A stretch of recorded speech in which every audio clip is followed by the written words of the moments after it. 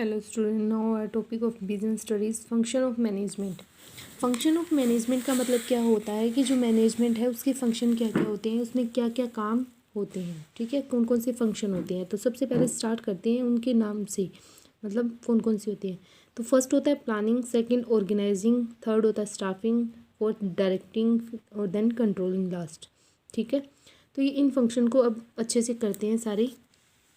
देखो, सबसे पहले होता है प्लानिंग। प्लानिंग का मतलब क्या होता है कि planning it is refer to thinking beforehand. Planning का मतलब होता है कुछ भी सोचना, हम बैठे बैठे प्लान करें हमें ये करना है, ये करना है, ये करना है, तो वो प्लानिंग है, ठीक है। तो मैनेजमेंट जब भी आपको करना होगा तो सबसे पहले आपको उसके लिए सोचना पड़ेगा कि आपको करना किससे रिलेटेड है, ठीक है। मतलब आप मैनेजमेंट किस चीज़ से रिलेटेड करना चाहते हो, तो सबसे पहले आप क्या करोगे, उसमें प्लानिंग करोगे, ठीक है। तो सबसे पहले प्लानिंग होती है, इसका मतलब होता है सिर्फ थिंकिंग, सोचना, कुछ भी करने से पहले सोचना, ठीक है। उसके बाद आता है आपका ऑर्गेनाइजिंग।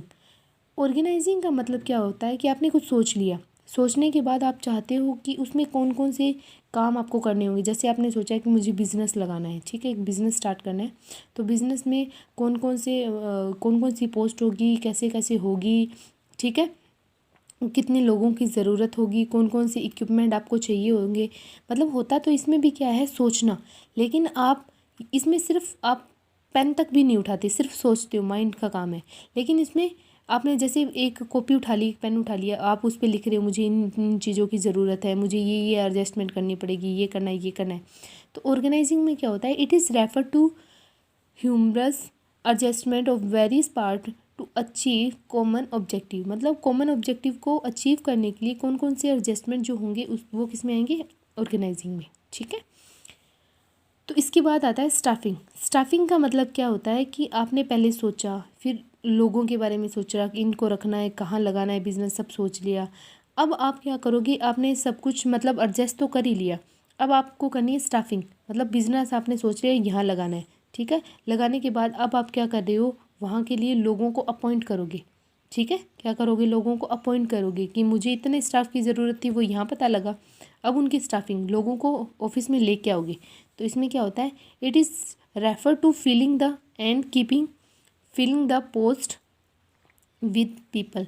मतलब लोगों को खाली जगहों पे भरना, फिलिंग प्लेस जो है वहाँ पे क्या करोगे, लोगों को फिल करोगे, ठीक है। तो जहाँ पे रिक्वायरमेंट है वहाँ पे लोगों को फिल करना क्या होता है, स्टाफिंग होता है। तो आपने पहले सोचा, फिर उसके बाद आपने देखा कितने लोगों की ज़रूरत थी, फिर आपने लोगों को रख भी लिया, ठीक है, कंपनी में काम करने के लिए। देन आप क्या करोगे, अब रख तो लिया है, लेकिन अब उनको डायरेक्ट भी तो करना पड़ेगा, उन्हें बताना भी तो पड़ेगा कैसे काम करना है, कैसे मतलब किसके साथ बात करनी है, किससे काम के बारे में जो भी आपको इन्फॉर्मेशन लेनी है वो किससे लेनी है, कैसे पूछना है। तो इसमें क्या होता है कि आप डायरेक्टिंग में क्या करोगे, instructing, guidelines, guiding, communicating and the inspiring people in the organisation. मतलब इंस्ट्रक्टिंग का मतलब क्या होता है, लोगों को इंस्ट्रक्शन देना।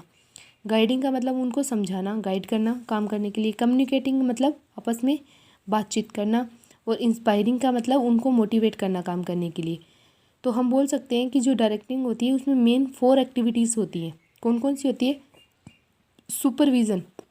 सुपरविज़न का मतलब क्या होता है, एक पर्सन ऊपर खड़ा है और वो नीचे वाले वर्कर्स जो काम कर रहे हैं उनका ध्यान रख रहा है, देख रहा है कि वो सही कर रहे हैं या नहीं कर रहे, उनका सुपरविज़न कर रहा है, तो उसे क्या बोलेंगे, सुपरविज़न।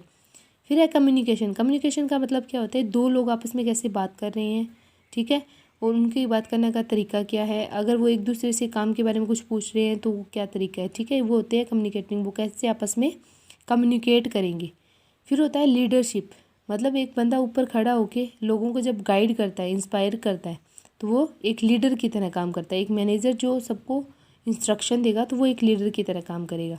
देन आता है आपका मोटिवेशन। मोटिवेशन का मतलब क्या होता है कि लोगों को काम करने के लिए इंस्पायर करना कि yes you can do it, आप कर सकते हो। अब मोटिवेशन आपको पता है 2 तरीके से कर सकते हैं, एक पॉजिटिव होती है, एक नेगेटिव होती है।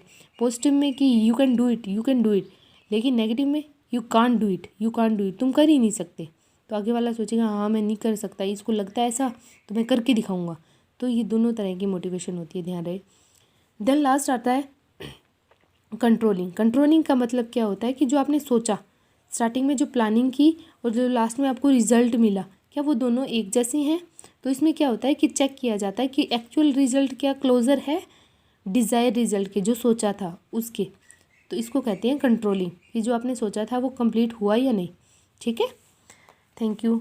अगर आपको अकाउंट बिजनेस इनमें कुछ प्रॉब्लम हो रही है तो आप कमेंट करके क्वेश्चन पूछ सकते हो। ठीक है।